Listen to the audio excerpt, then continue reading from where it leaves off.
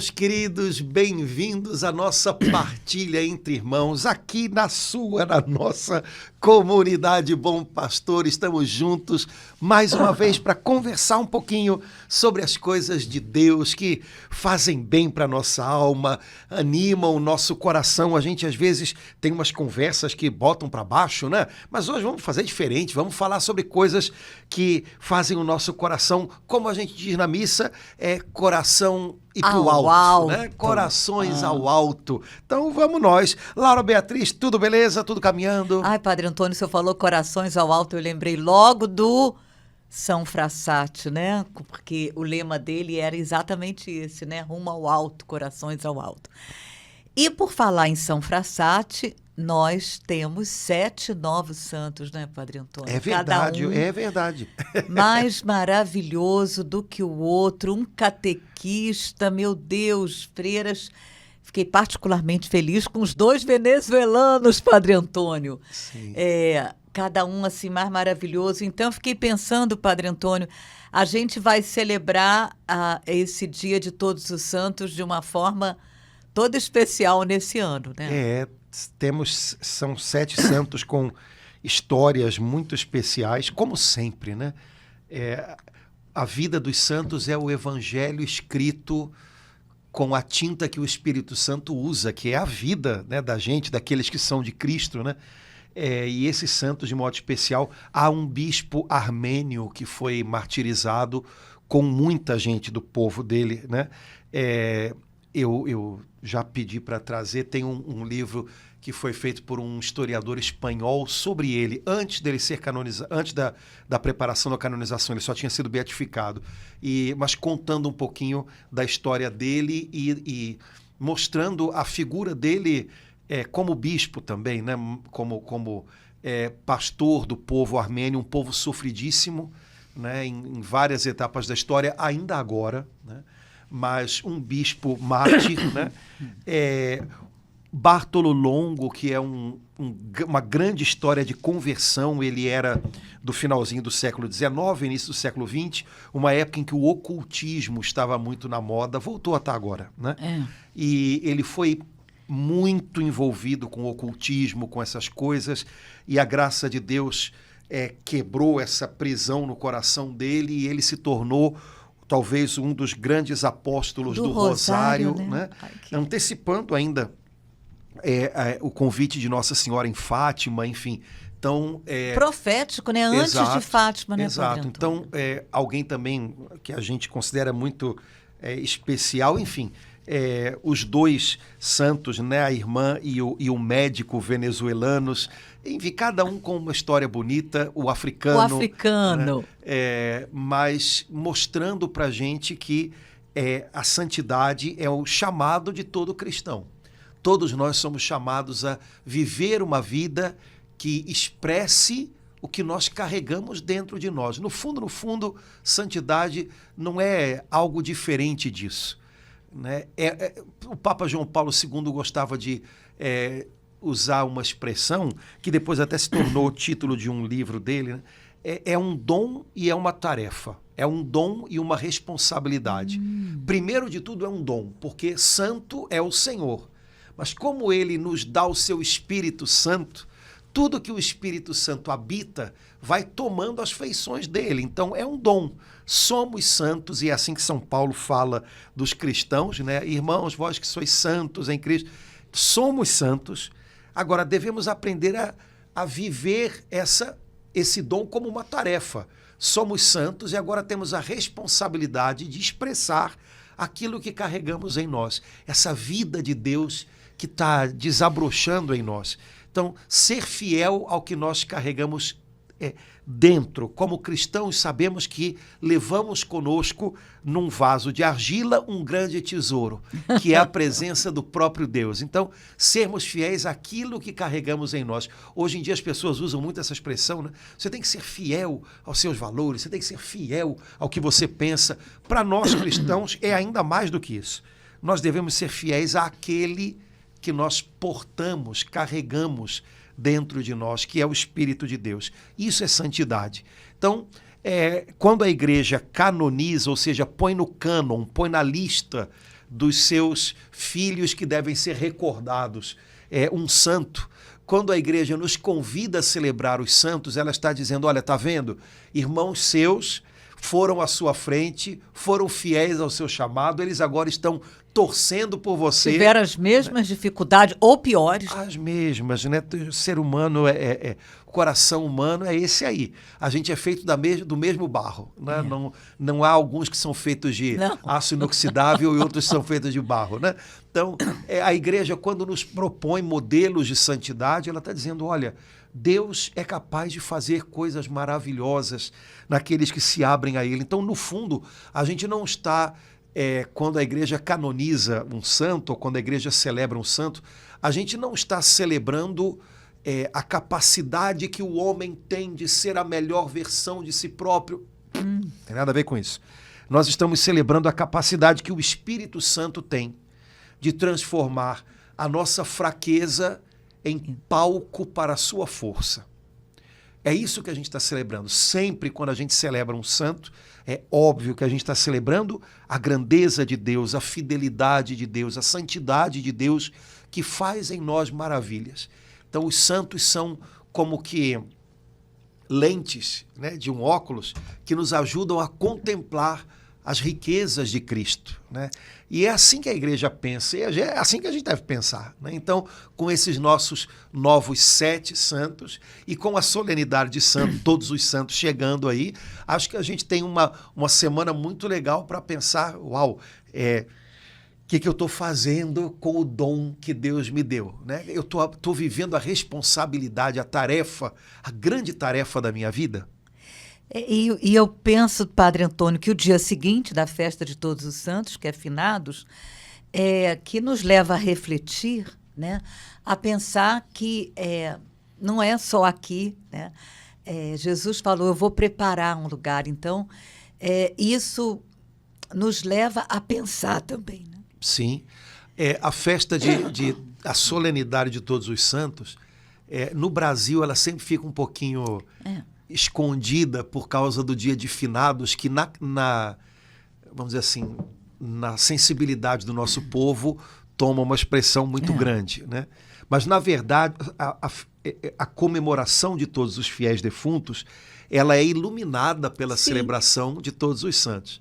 É interessante porque, desde a Idade Média, há uma expressão que diz que a festa de Todos os Santos é a Páscoa do outono.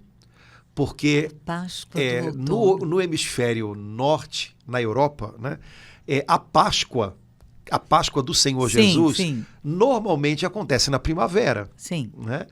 E essa época que a gente está agora, que para nós é primavera, lá é outono. Né? Uhum. Então, Todos os Santos cai sempre 1º de novembro, festa de outono. Então eles dizem, é a Páscoa do outono. Lindo, é uma celebração tão bonita e que nos recorda a vitória de Cristo ressuscitado na vida desses irmãos e irmãs, que deveria ser celebrado desse modo, como uma grande Páscoa, né? Agora para nós aqui não no outono, mas na primavera, e que ilumina a celebração dos fiéis defuntos, né?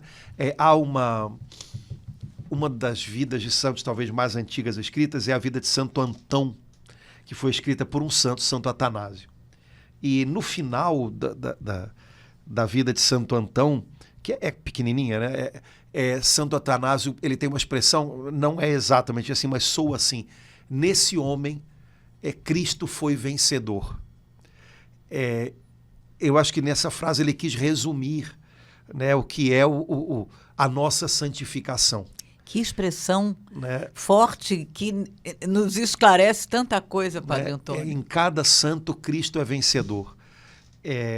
Ele deve me vencer, ele deve vencer o mundo que me envolve, que me seduz, ele deve vencer as ciladas do inimigo que se colocam todos os dias perto dos meus pés. Mas quando Jesus vence em alguém, quando alguém se deixa vencer por Jesus, dominar, a palavra dominar vem de dominus, Senhor, né? Quando alguém se deixa assenhorar por Jesus, essa é a nossa santificação. Foi assim para grandes santos como Santo Antão, cujo nome entrou para a história, né? É assim para cada filho e filha de Deus que um dia é levado para viver na eternidade com o Senhor, né? Isso é um pouco também a celebração de todos os santos, né? Nosso tempo sobre esse mundo expira, termina, mas aqueles que são de Cristo, aqueles que são habitados e transformados pelo Espírito Santo, aqueles em quem Cristo vence, esses vivem para sempre com Cristo, né? Portanto, nós celebramos todos esses. A maioria deles, os nomes foram esquecidos pelos homens, né? Mas gravados na palma da mão de Deus. Então, esse é o segredo de todos os santos que há no céu. Os lembrados e os por nós esquecidos. Todos são pessoas em quem Jesus venceu. Padre Antônio, essa frase que o senhor falou, que Santo Atanásio se referiu a Santo Antão, ela leva a gente, só do senhor falar, um exame de consciência, né? Assim, a cada noite, quem que venceu hoje? Peraí, Jesus, vamos ver. Foi o Senhor que venceu na minha vida hoje ou foi, né, as minhas coisinhas, que às vezes são tão fortezinhas? Quem que venceu hoje? Nossa, achei essa frase muito boa para a gente refletir, até para a gente poder celebrar melhor essa festa de Todos os Santos. Quem que está vencendo hoje? Sim. E é uma boa pergunta que a gente pode fazer a cada dia. Jesus é sempre o vencedor. Ele Amém. É o vencedor. Mas na minha vida, eu reconheço isso, eu me aproprio disso. Ou será que o que venceu hoje foi uma mágoa? Né? Que palavra venceu hoje dentro de mim? A palavra de Cristo, né, que me ensina a perdoar? Ou uma palavra doída que caiu mal e que gerou mágoa no meu coração? Né? O que venceu hoje dentro de mim? Né? O meu amor a Cristo, que me ensina a superar ou a abraçar as contrariedades de cada dia com generosidade, ou uma pequena contrariedade que alguém me causou e que se tornou talvez, né, um cruzar de braços para mim. Eu acho que perguntar isso talvez seja uma coisa bem legal, porque no fundo a gente quer que Jesus vença em cada coisa, mas isso tem que ser algo muito concreto na vida da gente. Não pode ser uma ideia. Essa vitória de Jesus, ela se manifesta na nossa vida de maneira muito concreta, em coisas muito pontuais. Então, e a gente deseja que seja assim, mas parece que às vezes a gente esquece. E aí muitas outras coisas acabam passando na frente, né? Então, se perguntar isso cada dia é um bom exame de consciência, né? E enquanto o senhor falava, me veio logo assim a oração, né? Fazer uma oração bem concreta, né? Jesus, eu quero que o Senhor vença aqui. Tá difícil, isso aqui tá... Mas eu sei que o senhor pode, eu quero. Falar isso despertou em mim, Padre Antônio, o desejo de poder dizer isso para Jesus, nessa circunstância bem concreta que está me apurrinhando, me colocando para baixo, poder ter a graça, a liberdade de dizer isso, né? Eu amo aquele trecho, né, que fala a gloriosa liberdade dos filhos de Deus. Às vezes a gente esquece disso, né? Então, a liberdade que eu tenho de poder dizer, Jesus, eu quero que o Senhor vença aqui, né? Eleger Jesus, né? Esse é no fundo, isso é o nosso exercício, ou o nosso bom combate diário, né? Perceber que em tudo que a gente faz, em cada decisão, em cada escolha que a gente tem a realizar, em primeiro lugar, o coração da gente deve estar decidido por Jesus. Deve escolher Jesus. E aí aplicar isso em cada coisa do dia a dia. Esse é o segredo e esse é o desafio, né? Então, Laura, já que a gente está falando de coisas concretas, santidade como uma resposta concreta ao dom do Espírito Santo que vive em nós, eu acho que seria legal a gente pegar um trechinho da Palavra de Deus que nos falasse dessa vivência concreta da santidade. Padre Antônio. Repetindo, é sempre a resposta a um dom. Então, contamos com um dom de Deus, contamos com um presente de Deus, contamos com a iniciativa já dele. antecipadamente. Ele sempre dá o primeiro passo. Agora, e a nossa resposta, né? Eu estou vivendo conforme aquilo que Deus tem me confiado, aquilo que Deus tem me dado. Então, acho que tem uma passagem legal aí que a gente estava falando antes da gente começar com os irmãos, que pode dar para a gente um monte de dicas sobre o que significa viver a vitória de Cristo nas coisas do dia a dia. Concretas. Né? Então, Vambora. cadê? É carta aos Efésios, não é isso? Carta de São Paulo aos Efésios, capítulo 4. Versículo 17. A partir do 17, né?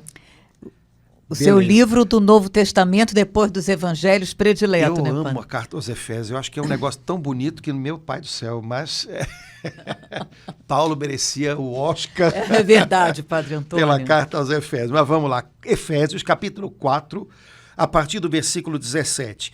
Esse iniciozinho, ele diz umas coisas muito legais e que são coisas que a gente pode dizer, são coisas de princípios, ou seja, são princípios básicos que um cristão deve lembrar, e depois ele aplica isso, né? Então, vamos dar uma olhadinha primeiro no 17, 18 e 19, né? Portanto, eis o que digo e conjuro no Senhor. Não persistais em viver como os pagãos, que andam à mercê de suas ideias frívolas. Têm o entendimento obscurecido, sua ignorância e o endurecimento de seu coração mantêm-nos afastados da vida de Deus. Indolentes, entregaram-se à dissolução, à prática apaixonada de toda espécie de impureza. Nossa. Muito bem. Então, São Paulo está dizendo, bom, ele está escrevendo para cristãos. Então, ele está dizendo, olha, não persistam Quer dizer, então, porque estava... em viver como pagãos. Vocês creem em Jesus. Crer em Jesus muda a vida da gente. Portanto, deixem-se mudar por Jesus. Quais são os dois extremos que a gente corre o risco de cair, né? Quando a gente pensa nessa relação entre fé e vida diária? Imaginar que fé tem a ver com uma espécie de moralismo. É o primeiro extremo e é o primeiro perigo. Então, crer em Jesus significa saber de uma série de comportamentos que não agradam a Deus, outros que agradam. Então, se vire para viver os que agradam. Se você cai num dos que desagradam, é como se a vida cristã fosse uma contabilização de coisas boas ou ruins, quando, na verdade, crer em Jesus em primeiro lugar, encontrá-lo, encontrar-se com alguém e crer que esse alguém, à medida que cresce na nossa vida, vai nos transformando. Não é simplesmente uma contabilização de coisas que eu, por exemplo, sozinho conseguiria fazer, ou que eu sozinho deveria deixar de fazer. O Papa Bento XVI gostava muito de lembrar disso, né?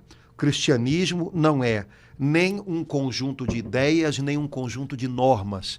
É o encontro com alguém vivo, real. Esse encontro fecunda a nossa mente e nos faz conhecer a verdade. Esse encontro nos revela o que é o bem e, com a graça do Espírito Santo, nos ajuda a viver a verdade das atitudes humanas, que é viver o bem e a virtude. Mas tudo começa num encontro com alguém. O moralismo é um esquecimento disso. Então, ser cristão, você tem que fazer isso, você não pode fazer aquilo. Você, como quase que prescindindo desse alguém que de verdade nos transforma, que é Jesus. O outro risco, o outro extremo, seria imaginar que fé é algo que eu carrego dentro do meu coração e que, na verdade, não tem tanto a ver com as minhas atitudes. O que importa é crer aqui dentro. Em alguns contextos evangélicos e algumas conversões mal acontecidas, a gente encontra isso. E às vezes até na internet, né? Não, eu creio em Jesus, eu sei que Jesus é o Salvador. E aí a pessoa, sei lá, ela participa de filmes imorais. Peraí. Você não entendeu o que é encontrar-se com Jesus. Quer dizer, ele passa por você, ou ele, mais do que passa por você, ele entra na sua vida e nada muda, né? E nenhuma atitude muda. Que encontro foi esse que você teve com Jesus, né? Então, São Paulo está dizendo, olha, se vocês são cristãos, não vivam como se Jesus não fosse determinante para o dia a dia de vocês. Eu acho que São Paulo estava lidando com cristãos que são como alguns cristãos que a gente pode até conhecer hoje, que são, a gente hoje tem um nome para falar disso, ateus práticos. Ou seja, ainda que digam que são cristãos, vivem como se Deus não importasse para o dia a dia. E essa turma é que estraga o negócio, tá? Pois é. Eu fiquei com essa... Senti assim, como sabe? São Paulo falando agora. Opa, não persistais. Para ele dizer isso significa... Eu entendo assim, Padre Antônio. Persistir, quer dizer... a pessoa estava e continuava e continuava. Em viver como pagãos. Padre Antônio, a primeira coisa que me veio... Viver como pagão é não orar. O pagão não crê, o pagão, né, no caso, que não crê em Deus, primeiro ponto que me veio, né, não persistir em viver como pagãos. Né? Então, assim, o que é viver como cristão? Né? É viver dependendo de Deus, buscando a Ele. Para mim, assim, a ideia, eu sei que tem muitas outras aí, mas o que me veio agora é não viver a cada dia empurrando com a barriga. Eu sou católica, sou cristã católica, mas passa um dia, passa dois, e eu não tenho esse encontro que o senhor falou. Opa, eu estou vivendo como pagão. Eu estou dizendo isso porque uma vez, Padre Antônio, no meu exame de consciência noturno, antes, na cama, eu pedi perdão a Deus, porque eu falei, Senhor, eu vivi como pagão hoje. Eu sou batizada. Eu passei o dia inteiro, eu não orei. Mas eu fiquei com uma vergonha. E eu falei exatamente assim, Senhor, eu hoje vivi como uma pagã. Alguém que não tem Deus.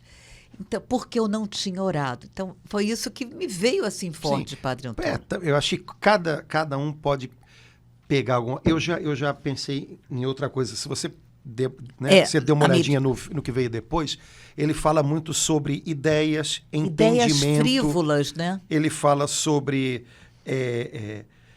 coração endurecido. Na verdade, por exemplo, eu já pensei assim, viver como um pagão é não ter um compromisso com a verdade.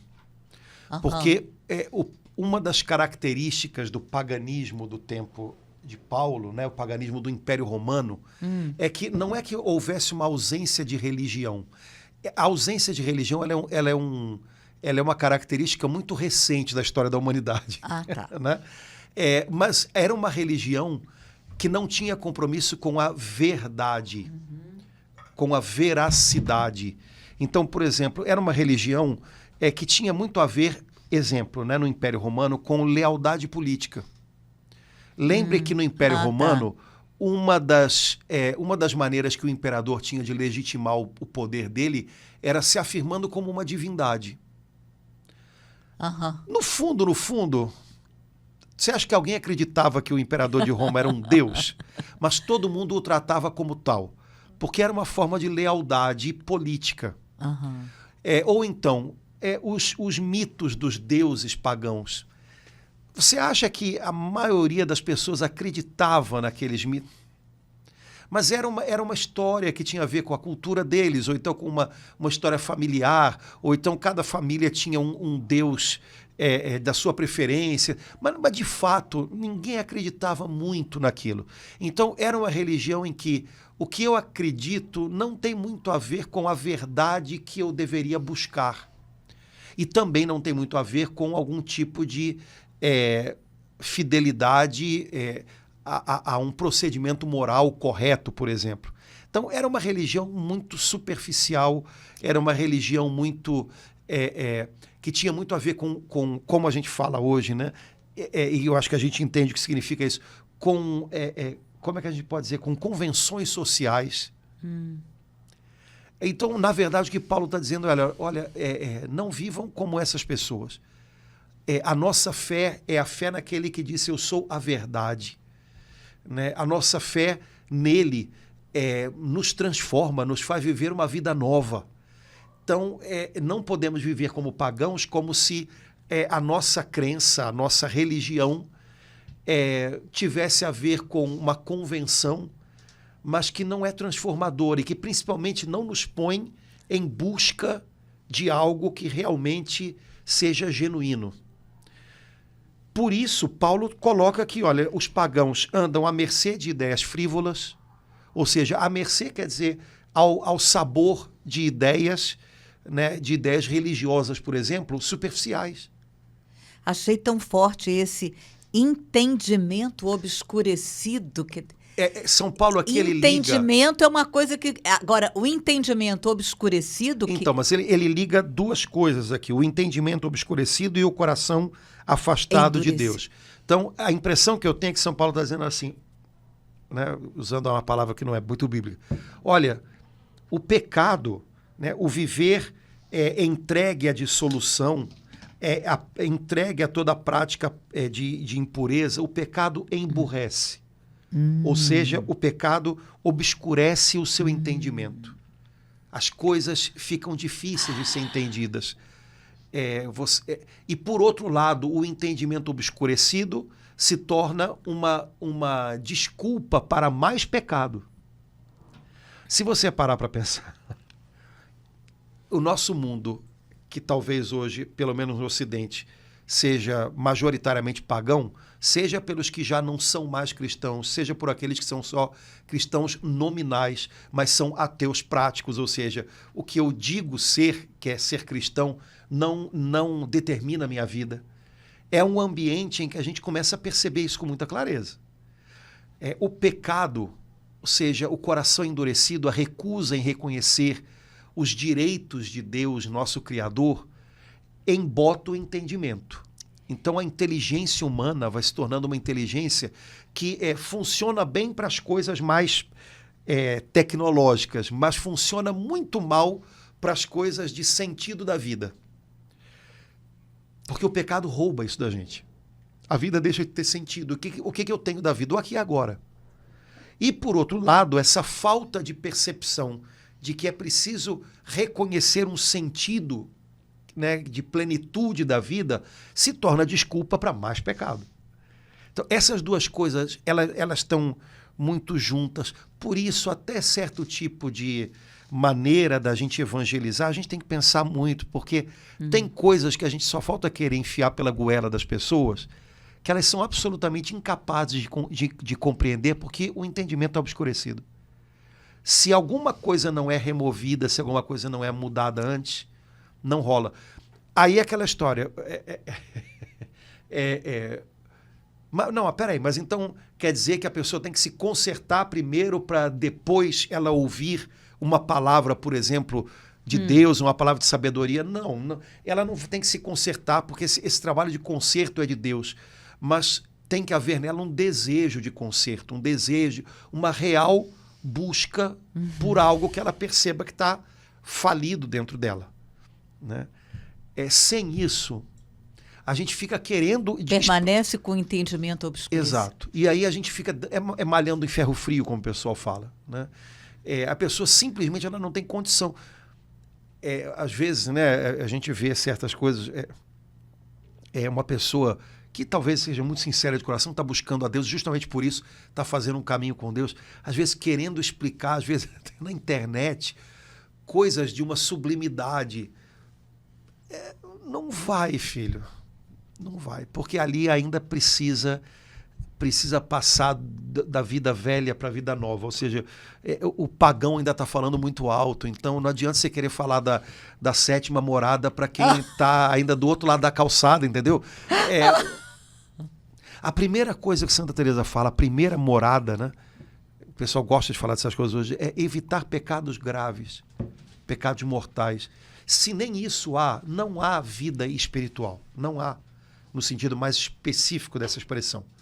Há uma vida espiritual no sentido mais frágil dessa palavra, de que todo ser humano tem uma vida interior dentro, né? Mas quando nem se evita pecados mortais, não há vida espiritual, há morte interna. Então não adianta querer falar da sétima morada para quem ainda não percebeu que está morto. E por outro lado, o trabalho de evangelização é literalmente um trabalho de ressuscitar mortos. Uhum. Sabe, não pode ser, eu não posso apresentar o evangelho como um luxo para quem tem uma capacidade muito grande de abstração. Eu tenho que apresentar o evangelho como, cara, isso daqui é uma massagem cardíaca para te trazer de volta. O coração está endurecido. O coração endurecido é um coração que não bate, né? Você precisa voltar a viver, cara. Né? E Jesus é o que te faz voltar a viver. Né? Esse murro no peito é o arrependimento. Têm que né? fazer, né? Esse murro no peito, e evangelização é isso. Sem acusações, sem o moralismo que dá a impressão para a pessoa de que ela é apenas uma pessoa inadequada. Uhum. É muito mais complicado do que isso, é muito mais sério do que isso. Né? Então, sabe, não sei se eu estou me fazendo entender, Tá. né? Mas arrumar um pouquinho essas coisas até dentro da gente, para a gente não exigir o que não dá para acontecer, para a gente também ter clareza do que é o essencial. Né? Evangelizar é trazer de volta uma pessoa à vida. Se depois essa pessoa vai precisar de uma cirurgia, vai precisar botar um osso no lugar, isso vai depois, mas primeiro traz de volta para a vida. Né? E Paulo aqui me dá a impressão de que ele está dizendo um pouquinho isso, olha, primeiro, não vivam como pagãos, vocês já foram ressuscitados, vocês já foram reavivados. Né? Então, vivam essa nova vida, ela muda a gente, ela faz a diferença para que vocês possam agora também ajudar outros. Agora, lembrem que a gente vive num mundo de entendimento obscurecido, coração endurecido. Essas duas coisas são como uma engrenagem, uma puxa a outra. Então, tenham paciência, tenham compaixão, caminhem junto, não apresentem o evangelho como uma coisa, sei lá, talvez, sabe, que é só para alguns. Não, o evangelho é uma necessidade para todos. Né? Todos estão mortos e carentes da glória de Deus, mas Jesus veio e ele é para todos, então leve isso para todos, mas lembre que é um trabalho de massagem cardíaca. Né? Então peça a Deus a melhor maneira, a sabedoria para fazer isso da maneira melhor, por aquele que está ali. Né? E no último versículo, antes de continuar, né, não sei se vai dar tempo da gente continuar, ele fala aí claramente, né, Padre Antônio, indolentes entregaram-se à dissolução e à prática apaixonada de toda espécie de impureza. Quer dizer, então aqui, nesse ponto, ele está concretamente mostrando, né, um ponto onde a gente começa a morrer. Uhum. Essa palavra indolência, vou traduzi-la com a expressão... E deu vontade de saber como é que está no original. Não sei, mas traduzindo para a Bíblia na linguagem carioca significaria corpo mole. Né? Então, fazendo o corpo mole, entregam-se à dissolução. Né? Eu só me entrego a alguma coisa se eu faço corpo mole. Né? Então, e Laura, para pensar. O diabo não é muito criativo. As táticas são as mesmas, porque ele sabe que o nosso coração também, no fundo, não é tão diferente hoje quanto há 2000 anos atrás. Uma das maiores características que a gente tem do nosso tempo é esse entorpecimento que gera indolência. Isso entorpece. Esse cansaço de pessoas que vivem além das possibilidades, né, que a nossa mente tem de absorver informação, de trabalhar, de se mover, né? Esse cansaço que acaba tornando a gente indolente, eternamente cansado, eternamente... A sensação que a gente tem, eu estou muito preguiçoso. não importa se é preguiça, se é cansaço, mas é uma indolência, é o corpo mole. Indolentes entregam-se à dissolução. Então, para você ver como é que, né, o caminho não é nada diferente. Né? E se a gente não souber cuidar da gente, a gente daqui a pouco também está indolente. E se a indolência se instala, a gente também vai se entregar àquilo que dissolve, né, o coração da gente. Então, se parar para pensar, esse parágrafozinho aqui tem muito a ver com os riscos que a gente corre hoje. Né? O risco de, sendo os santos eleitos de Deus, vivermos como se não fôssemos. Que já há muito tempo é o que a igreja diz que é o grande perigo, né, para os cristãos, e é o grande perigo para a igreja, que os cristãos vivam como se não fossem. Essa palavra que o senhor disse agora, entorpecimento, ela para mim é a chave de tudo isso de Efésios 4, entendimento obscurecido, todos esses pontos que ela fala aí. O entorpecimento, a gente corre esse risco mesmo, né, Padre Antônio? Todos nós, inclusive quem está na caminhada, deu uma bobeira aqui, aí daqui a pouco, não, também, né, deixa eu descansar um pouco, eu vejo, eu entendi, eu compreendo como assim, a grande tentação, eu abrir mão dessa vigilância que Jesus falou tão fortemente, tão claramente, né? Não preciso vigiar tanto, vigiar a mim, claro, né? Vigiar se eu estou percebendo que Jesus está vencendo em mim, ou hoje, pelo menos fazer a pergunta, hoje quem venceu?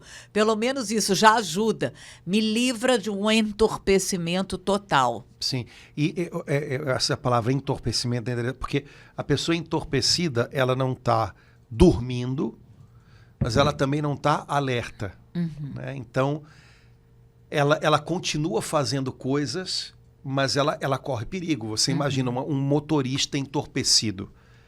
Né? O perigo, ele continua dirigindo, mas ele vai continuar dirigindo até bater. Porque fatalmente ele vai bater. Né? Vai colocar a si próprio em risco, vai colocar outros em risco. Então, eu acho que é um pouquinho o retrato de como a gente anda ultimamente. A gente não está totalmente apagado, porque a gente está tendo que viver. Toca o barco. Mas a gente não está alerta para as coisas que realmente importam.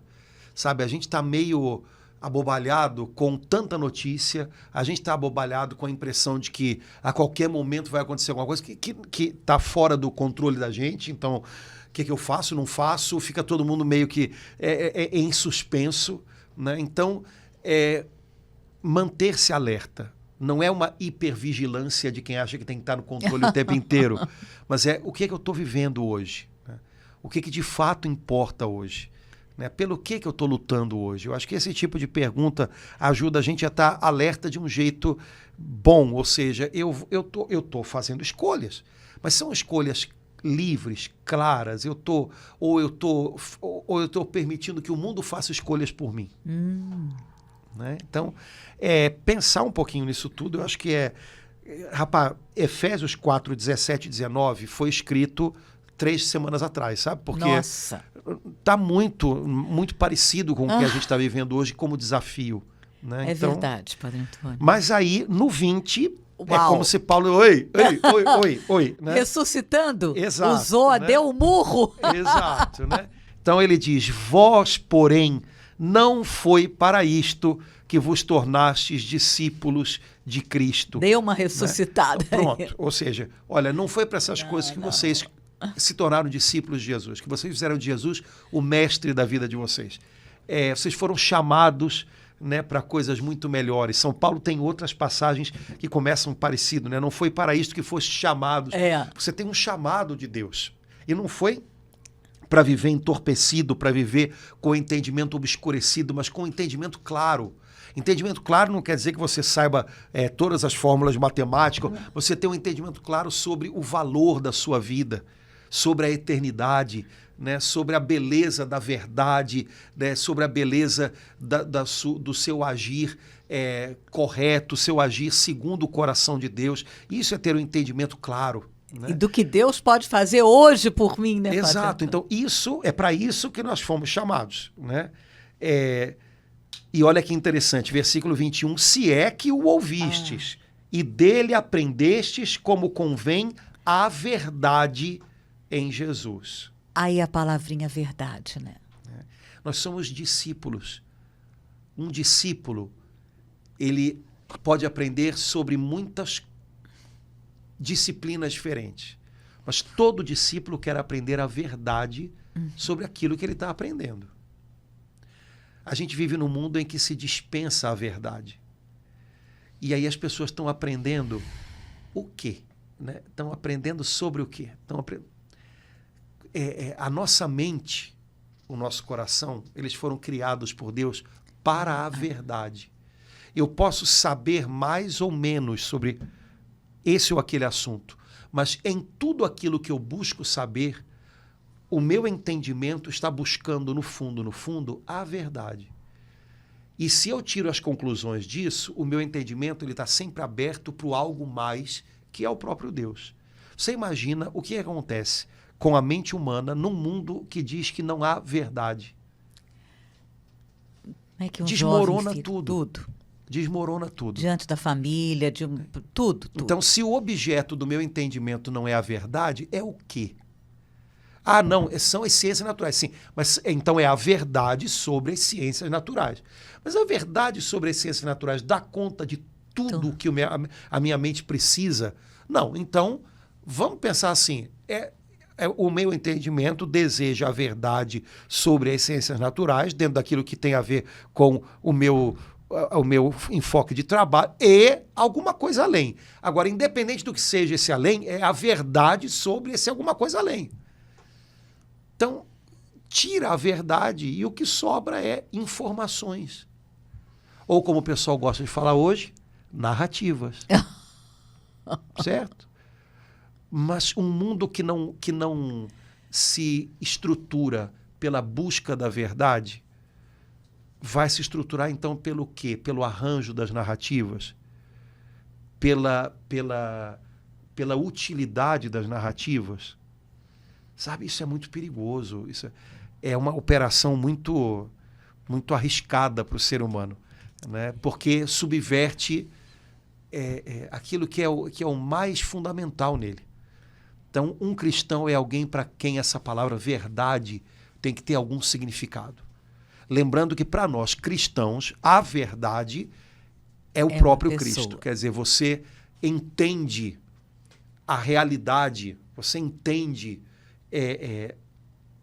né? Você tem a chave para entender a realidade, não sabendo uma lei determinada sobre a física ou uma lei determinada da química, mas entendendo ou conhecendo alguém que é Jesus. A partir dele, todo o resto. A partir dele, todo o universo tem sentido. Mas para um cristão abrir mão dessa palavra verdade, por uma questão de coerência com a sua fé, é impensável. Mas também de um ponto de vista natural. Peraí, a mente humana foi feita para a verdade. E se eu abro mão disso, sobra o quê?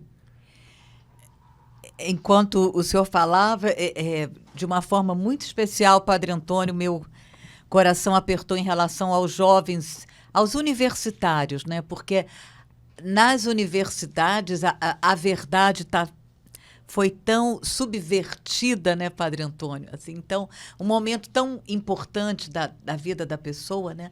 E aí fica assim realmente muito difícil você se preparando, né, para entrar e ouvindo todas aquelas coisas que a gente sabe que tem acontecido, né? E quando alguém quer levar alguma... Não, lembrando aqui de vários episódios, né, de pessoas querendo fazer um momento de oração na universidade, isso foi proibido, não sei qual lei que justifique isso, enfim. Então, assim, de uma forma especial, nas universidades, isso é muito claro, né, Padre Antônio? Na verdade, isso são movimentos da história já de um tempo, né? É interessante porque se considerou que para que o homem fosse visto como um ser mais levado em conta na sua grandeza, na sua potencialidade, aos pouquinhos, no ambiente acadêmico, obviamente começando no ambiente da filosofia, foi se abrindo mão de pensar a realidade em relação com Deus, ou seja, com um fundamento que transcende aquilo que o ser humano pode produzir ou pode... Né?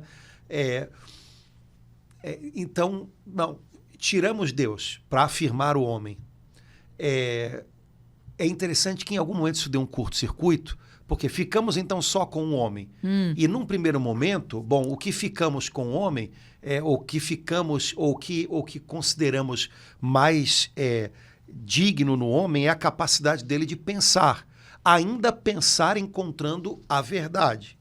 Mas em algum momento, como se percebia que esse discurso sobre a verdade, de alguma maneira, coloca em xeque uma concepção de mundo sem Deus, absolutamente, bom, então abrimos mão da verdade também. E aí, o que você tem que afirmar com isso? Bom, o ser humano é um ser que pensa, mas que não é capaz de encontrar a verdade. Logo, ele pensa para produzir alguma narrativa, alguma coisa.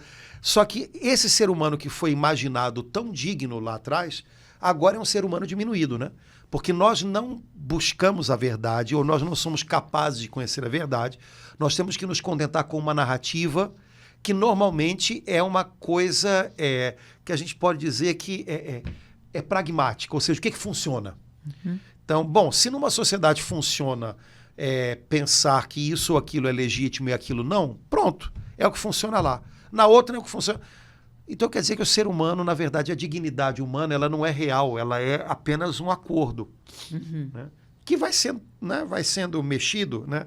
Em algum momento, se o ser humano quiser, por exemplo, começar a andar de 4, né? E tal, e se sentir, né? Ou imaginar que é um cachorro, tudo bem, isso é assim, né? E por aí vai. Bom, eu acho que em algum momento isso tudo vai ficar tão impossível de ser vivido que alguém vai dizer... O rei tá nu, né? Que nem naquela historinha do... Mas até chegar lá, eu acho que a gente ainda vai se machucar muito com isso, né? Mas o cristianismo, ele de fato propõe uma visão do ser humano com uma dignidade real, né?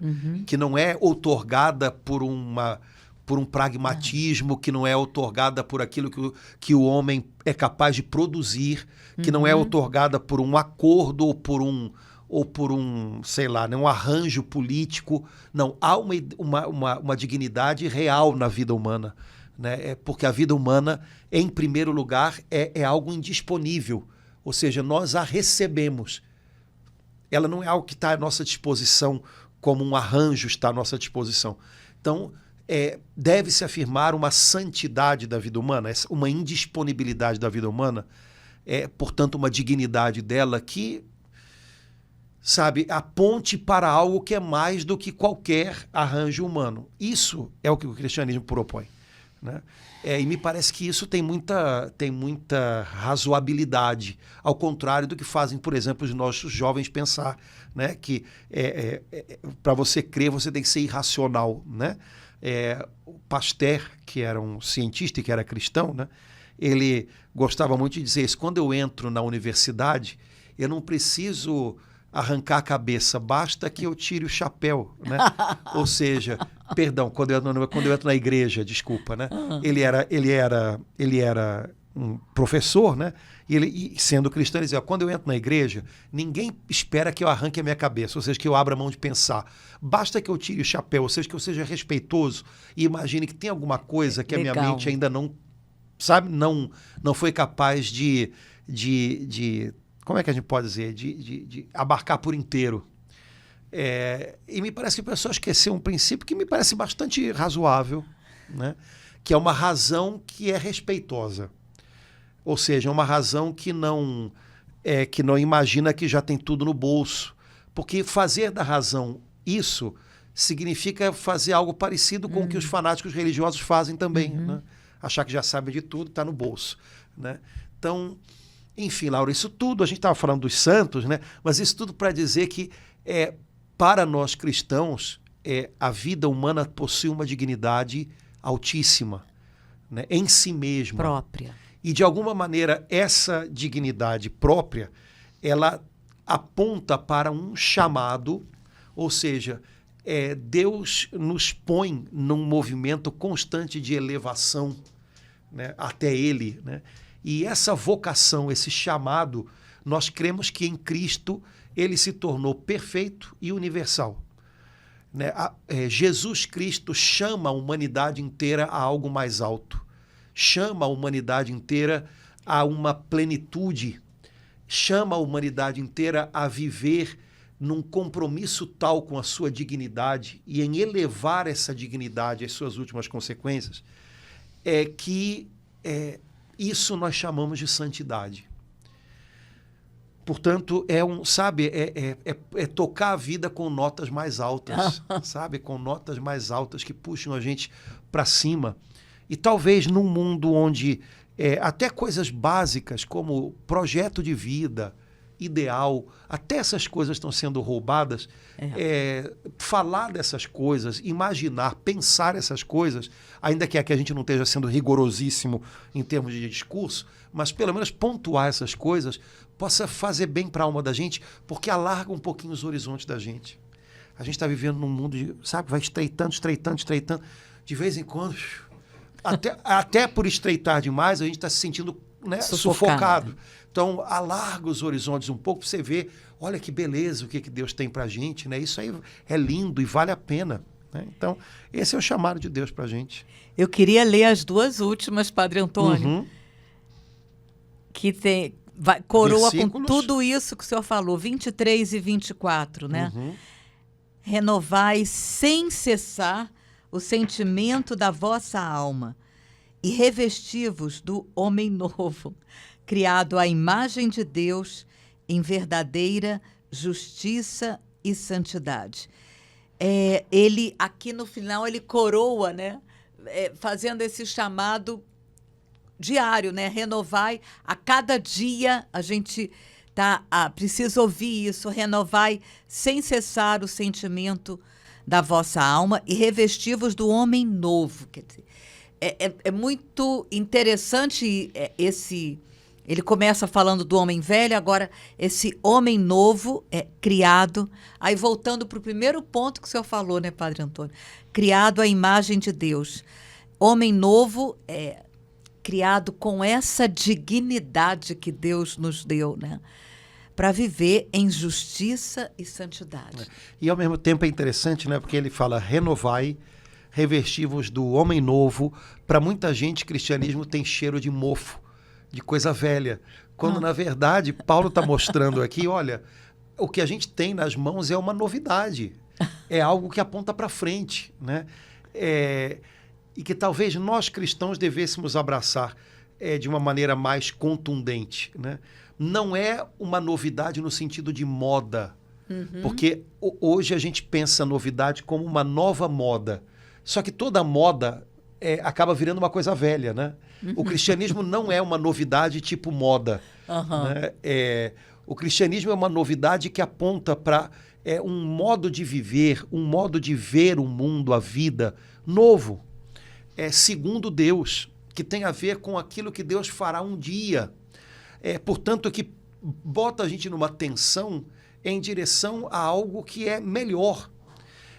Não é uma preocupação com modas que agradam o mundo a cada 2, 3 anos. E nesse sentido é que, às vezes, se tenta fazer algum tipo de atualização do cristianismo que depois de um tempo fica com cara de coisa antiquada mesmo, né? É engraçado porque é uma coisa que começou parecendo muito interessante, legal e tal, depois de um tempo só fala para quem tem mais de 60 anos, que é o pessoal que foi formado naquilo, mas o pessoal que veio depois já está em outras modas, né? E aquilo ali já não diz mais nada para eles, né?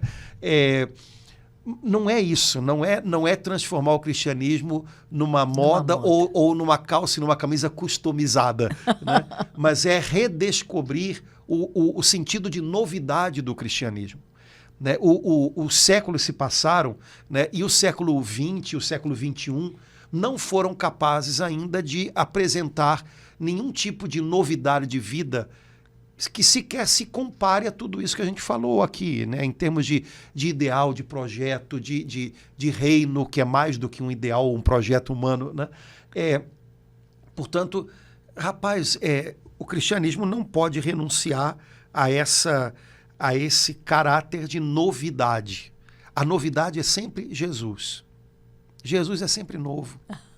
A gente está aqui e a gente está vendo que a gente está falando das mesmas coisas. Cansaço, entorpecimento, esfriamento do coração, mente embotada, tudo isso. Paulo falou e a gente está falando do mesmo. E diante de tudo isso a gente tem Cristo, que é a verdade, Cristo que jamais teve o coração endurecido, é Cristo que jamais foi alguém embotado, ao contrário, constantemente nos chamando à vigilância. Ele é sempre a novidade. A gente tem que apostar mais nisso. Ele tem algo a dizer a 2025, como vai ter a dizer a 2030. Amém. Sabe, a gente não pode falar de Jesus ou pensar o evangelho de Jesus como alguma coisa que talvez tivesse muito sentido para quem veio há 2000 anos atrás, lá em Éfeso. Tinha sentido lá e tem hoje. Tem hoje. E vai ter amanhã. O segredo é a gente ser capaz de perceber isso, né? Trazer isso para a gente mesmo e compartilhar com outros, né? E sabendo que, experimentando que qualquer início de embotamento, de entendimento obscurecido, que a gente corre esse risco, a gente pode contar com ele para poder assim, tá ficando esquisito, Jesus. Ele nos deu o Espírito Santo para desembotar o entendimento. Aliás, um dos dons do Espírito Santo é justamente o entendimento, inteligência, né? Então, Espírito Santo, não deixa o meu entendimento da vida ficar embotado pelas coisas que eu estou passando agora, né? Espírito Santo, não deixa, né, o meu coração endurecer, né, de tal maneira, porque um coração endurecido é um coração morto. Não deixa o meu coração ficar morto, né? Se for preciso, dá uns apertões aqui, né?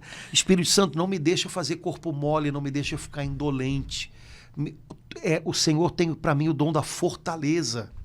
Me dá essa fortaleza que não deixa eu me entregar àquilo que vai diluir o meu coração. Então, o Espírito Santo é o remédio de Deus para tudo isso, né? Então, vamos lá. Amém. Amém. Laura, vamos parando por aqui, porque senão o pessoal vai fazer o almoço, ou a janta, ou o café, sei lá, e aí a gente fica aqui conversando e eles Padre vão embora. Antônio, então... que maravilhosa preparação para viver o dia de Todos os Santos e o dia de Finados, o domingo de Finados, né?